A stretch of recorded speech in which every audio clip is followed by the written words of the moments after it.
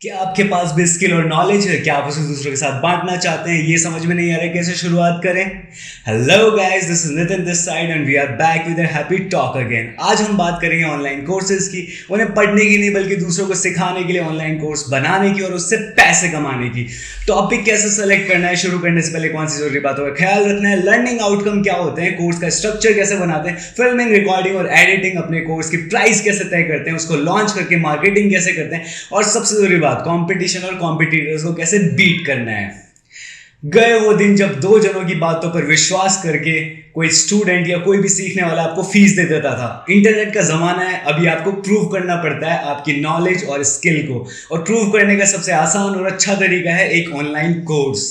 सिखाना या पढ़ाना सबसे अच्छा तरीका है ये बताने का कि आपको पता है कि आप किस बारे में बात कर रहे हैं, और जो कर रहे हैं उसमें कितने अच्छे हैं, और अच्छे ही नहीं बल्कि एक एक्सपर्ट हैं।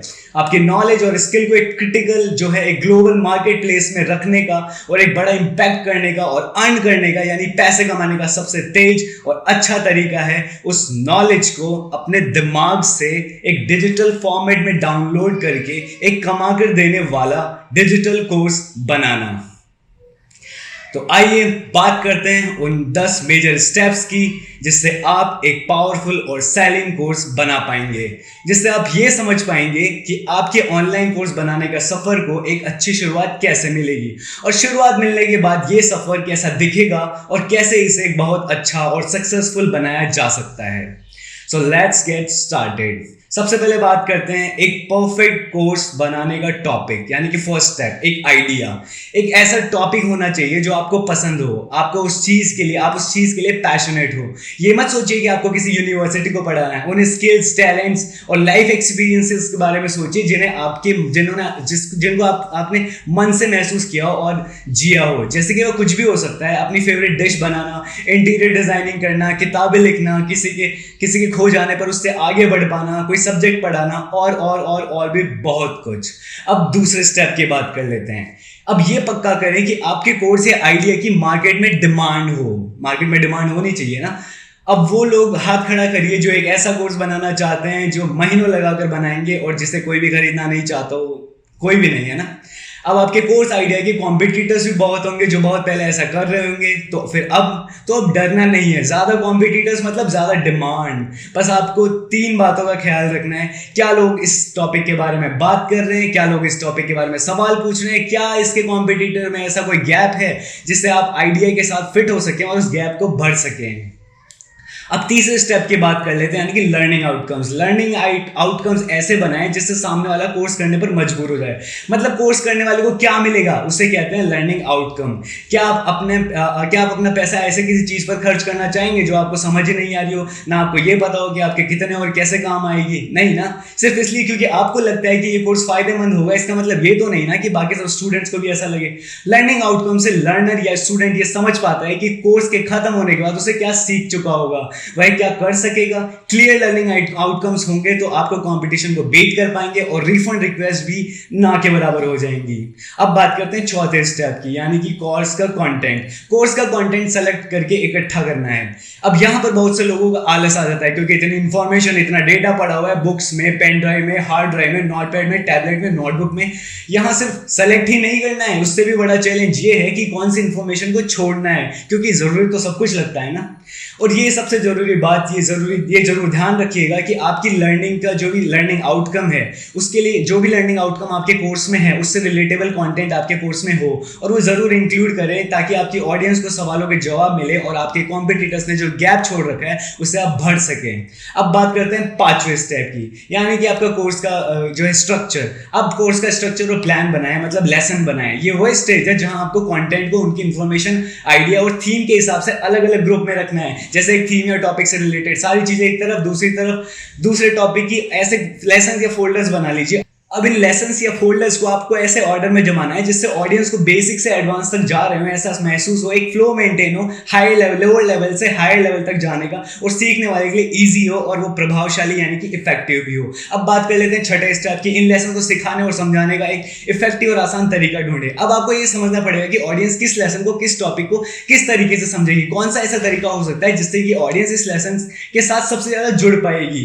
कहाँ वीडियोज रखेंगे, कहाँ रीडिंग कॉन्टेंट रखेंगे, कहाँ ऑडियो कंटेंट रखेंगे, कहाँ ग्रुप एक्टिविटीज रखेंगे, और इन सब बातों का आपको एक बैलेंस बनाना पड़ेगा, ऑडियो विजुअल और प्रैक्टिस का, जिससे स्टूडेंट अच्छे से हो और बेहतरीन तरीके से जो है इसे सीख सके। अब बात कर लेते हैं 7th स्टेप की। तो अब बात आ जाती है ऑनलाइन कोर्स की शूटिंग, एडिटिंग और रिकॉर्डिंग की। इसे प्रोडक्शन फेज भी कहते हैं। ये सबसे फन पार्ट है, क्योंकि अब होगी आपकी शूटिंग, जिसमें कैमरा आपके सामने होगा। आप नॉर्मल रिकॉर्डिंग भी कर सकते हैं, या फिर आप एक ग्रीन स्क्रीन पर भी रिकॉर्डिंग कर सकते हैं। ग्रीन स्क्रीन पर रिकॉर्डिंग के फायदे ये हैं कि आप सॉफ्टवेयर की हेल्प से बैकग्राउंड को हटाकर पीछे प्रेजेंटेशन, वीडियोस, एनिमेशन या ग्राफिक्स या टेक्स्ट कुछ भी चला सकते हैं।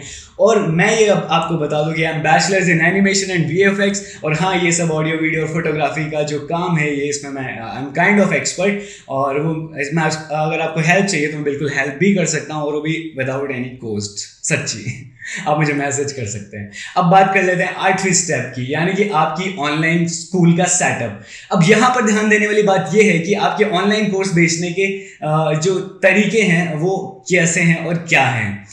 अब देख लेते हैं, ये 2 तरीके होते हैं। पहला ये ऑनलाइन कोर्स मार्केट पैलेस, यानी कि ये एक तरीके की ऑनलाइन वेबसाइट्स होती है जो ऑनलाइन कोर्स क्रिएटर्स को प्लेटफॉर्म देती है, जैसे कि कोर्सेरा हो गया, EDX, यूडेमी, स्किलशर, फ्रंट रो। यहाँ आपका कोर्स अपना डाल सकते हैं। फ्रंट रो मेरा एक फेवरेट है। फ्रंट रो बहुत अच्छा जो है एक प्लेटफॉर्म, ऑनलाइन प्लेटफॉर्म है जहाँ आप अपना कोर्स डाल सकते हैं, और ये बहुत ही इफेक्टिव और बहुत ही जेन्युइन और वेरी फ्रेंडली है। अब बात करते हैं दूसरे सिस्टम की, लर्निंग मैनेजमेंट सिस्टम की। ये खुद एक ऑनलाइन स्कूल एकेडमी जैसा होता है, या तो आप अपनी खुद की वेबसाइट बना सकते हैं, या फिर आपकी प्री मेड वेबसाइट में इसका एक पेज ऐड कर सकते हैं। अब बात करते हैं 9th स्टेप की, जो कि बहुत जरूरी स्टेप है, यानी कि प्राइस मॉडल। एक अच्छा प्राइस मॉडल, मतलब जैसे चार्ज करने वाला, एक अच्छा चार्ज करने वाला प्राइस मॉडल होना चाहिए। सबसे पहले ये सुनिश्चित करें कि आपका ऑनलाइन कोर्स पूरे बिजनेस मॉडल में कहाँ फिट होता है। क्या आप इसे फ्री मैग्नेट की तरह यूज करेंगे, मतलब मेन प्रोडक्ट की तरफ अट्रैक्ट करने के लिए फ्री प्रोडक्ट को, अपने कोर्स को as a free product treat करेंगे? क्या यह भी आपके, या फिर आपके एक मेन इनकम स्ट्रीम जैसा होगा, या फिर हो सकता है आपके पार्ट टाइम इनकम स्ट्रीम जैसा हो। हालांकि प्राइसिंग को लेकर ऐसा है कि कुछ भी कम ज्यादा या सही गलत नहीं होता है, लेकिन शुरुआत में ये सजेस्ट करूंगा कि एक बारे में ये देख लें कि आपके कॉम्पिटिटर्स जो है इस चीज के लिए क्या चार्ज कर रहे हैं। फिर ये देखें कि आपकी प्राइस कैसे अलग और बेहतर हो सकती है, और जब बेहतर हो जाए तो आपकी प्राइस आपके कॉम्पिटिटर्स के कंपैरिजन में थोड़ी हाई रखिए। जी हाँ, सबसे जरूरी बात, कभी भी कम प्राइस नहीं रखनी है, क्योंकि इससे ऑडियंस को हमेशा यही लगता है कि दूसरों के मुकाबले आपके कोर्स की वैल्यू या क्वालिटी कम है, और ये हमें उन्हें महसूस नहीं होने देना है। इसलिए अपने कॉम्पिटिटर्स के कंपैरिजन में प्राइस हमेशा हाई रखें, क्योंकि शायद ह्यूमन नेचर यही होता है, हम हाई प्राइसेस की चीजों को जो है बेहतर मानते हैं। अब बात करते हैं आखिरी स्टेप की, यानी कि लॉन्चिंग और मार्केटिंग की। रियल वर्क्स बिगिन नाउ, असली काम तो अब शुरू होगा।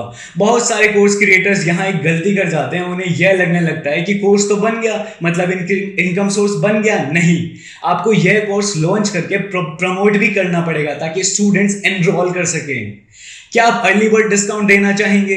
क्या आपके पास कोर्स बेचने का कोई मार्केटिंग प्लान है? क्या आप ऑनलाइन एड्स चलाएंगे? क्या आपके पास मार्केटिंग कहाँ कैसे करनी है इसकी लिस्ट है? सोशल मीडिया का इस्तेमाल आप कैसे करेंगे? क्या आप एफिलिएट प्रोग्राम्स चलाएंगे, या फिर आप किस तरीके से मार्केटिंग करेंगे? यहाँ आपको ये सब डिसाइड करके, प्लान करके एग्जीक्यूट करना पड़ेगा। अब जो है, अब बात करते हैं, याद रखिए कि जिस वक्त आप अपने मार्केटिंग करने बंद कर देंगे, उसी वक्त आपका कोर्स भी बिकना बंद हो जाएगा। इसलिए कम से कम 18 महीने का मार्केटिंग प्लान बनाकर जरूर चलें। तो ये था एक पक्षी की नज़र से नज़ारा, bird eye view online course बनाने के सफ़र के माइलस्टोन्स का। उम्मीद करता हूँ कि आपको ये आइडिया जो है अच्छा लगा होगा, और ऑनलाइन कोर्स बनाने का सफ़र का कोई सवाल है अभी भी आपका, तो आप नीचे कमेंट सेक्शन में डाल सकते हैं, मैं ज़रूर उसका जवाब दूंगा। और उम्मीद करता हूँ कि आप एक बहुत अच्छा ऑनलाइन कोर्स बनाकर बहुत अच्छे से बांटेंगे और लोगों को उसका फ़ायदा मिलेगा, और आप भी जो है आगे बढ़ पाएंगे। So this is it for today, guys. I hope you all have a happy life ahead.